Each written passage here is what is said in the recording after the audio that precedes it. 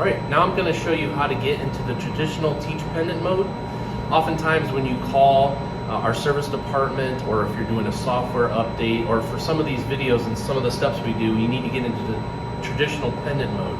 So to do that, we're going to go to the top left corner. We're going to expand our menu, and then on the bottom left of that drop down menu there's an icon. If I click on that, I'm going to expand the menu into a longer menu, and down under browser is editor. If I click on editor and then I go down to the bottom right hand corner of my screen and I click on the Teach Pendant icon there, you'll see it turn blue. Now I'm in the traditional Pendant mode.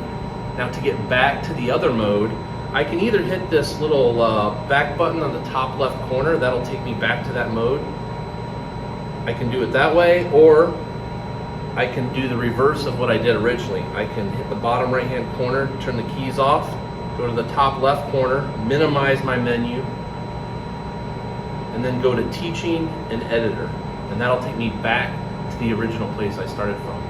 If you have any other questions, feel free to give us a call or check out our library of other videos. Thanks.